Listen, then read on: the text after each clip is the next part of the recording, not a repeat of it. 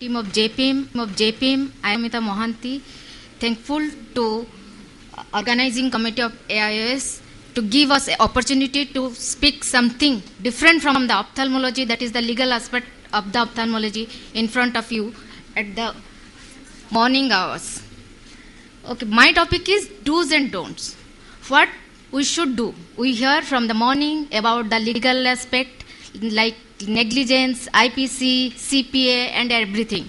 That goes overhead. We can't remember all the things. We can only do whatever the things we can practice in our day-to-day life. That what we should do, what we should not do. One thing I want to tell you, I will start my topic like this. Mr. Narendra Modi, our beloved Prime Minister, gave a slogan of Swachh Bharat Mahan. So, Swachhata is a very basic thing. So, we'll go to basic thing now. We heard the different things, what are the criminal negligence, civil negligence and about all the things. But now we'll go to the basic thing which is most required. Okay? So, do's and don'ts for a doctors. Whatever I found practically possible, I put in my slides in next 15 to 20 slides. But if you have any suggestion, you can give me, I can include later on. So, first, you are seeing the patient. Patient is a prior important thing. Patient enters your room. Most of our patients are above 60 years of age. They need the care. So when they enter the room, your first and foremost thing is hold the hand of the patient. That 90% of your that criminal negligence or civil negligence, whatever be the things, it will be avoided. Because you can get the confidence of the patient by holding the hand. And one more important thing, call the patient by not her name. Call them as Mr. Vijay or Mrs. Santi like this, with respect. Then patient will come to you. Help them to sit in the chair. That is the most and foremost important thing. By doing all these things, the patient will get confidence on you, and most of your legal procedure will be avoided. So, first thing is history taking. What you should give. Listen attentively. Maintain the privacy. Face the patient. Start a phrase if distraction. That means if you have a call in between, just finish the call. Tell the patient, I will start from the beginning. Ask question intelligently. If your patient is misguide you to something else, interrupt him by putting some intelligent questions. Give time to the patient. Give time to the patient. That is the most important thing, which is in a busy practice we are not practicing. Sorry.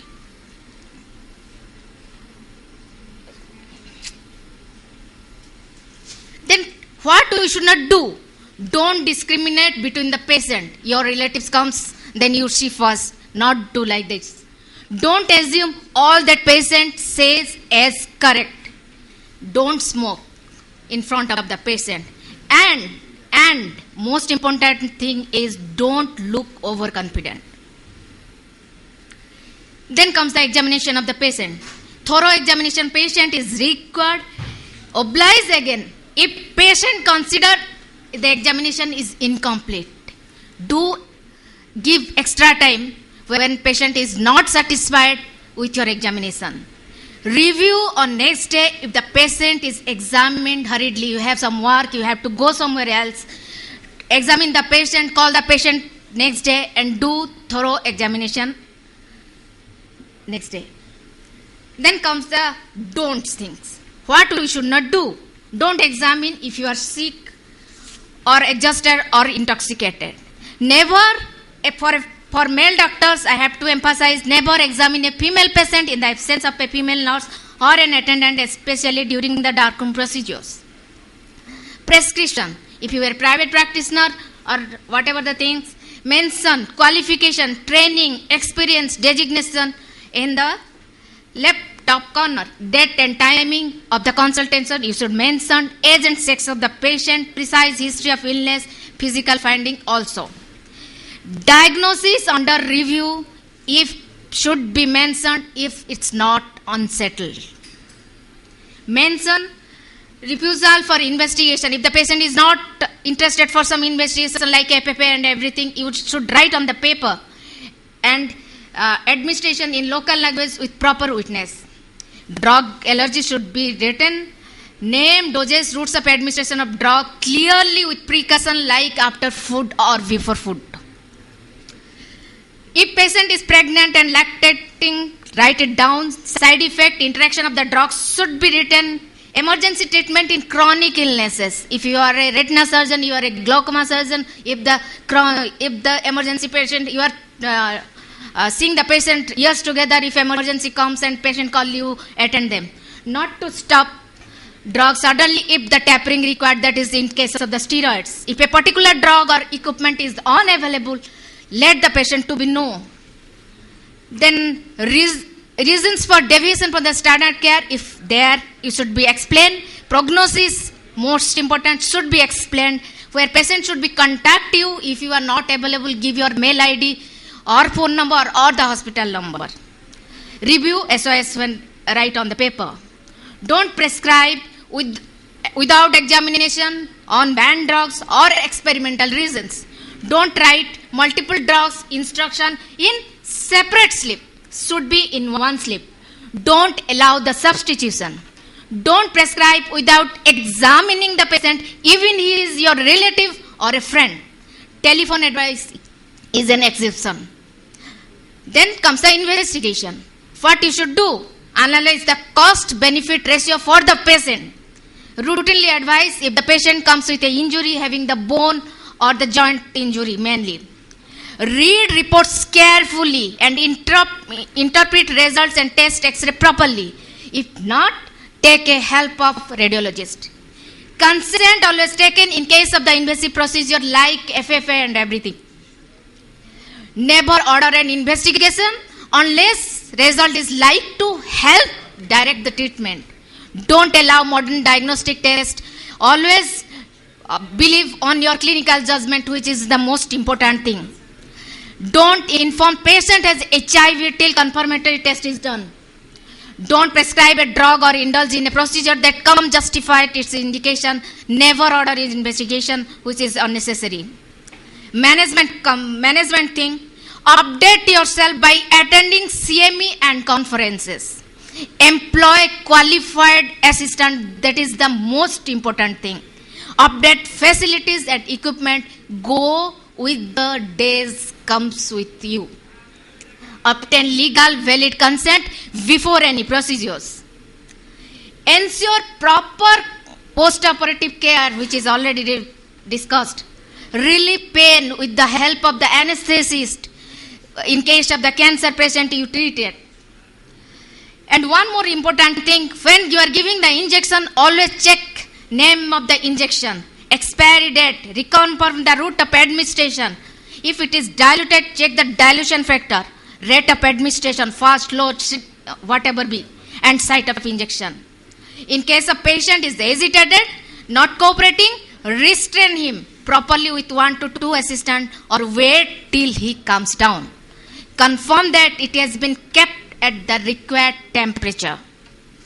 Don't perform procedure in agitated patient. Don't forget to count swab and instrument when ending the operation. As I am a glaucoma surgeon, when I am putting my Smerosil sponge soaked with the MMC during the trap, I should remove all the swabs and count it properly. Don't hesitate to take senior colleagues' help if you are in trouble. Don't show your ego that time. Don't deny medical care to HIV positive patient. Don't adopt experimental methods in treatment. If there is some rationale, do it only after informed consent.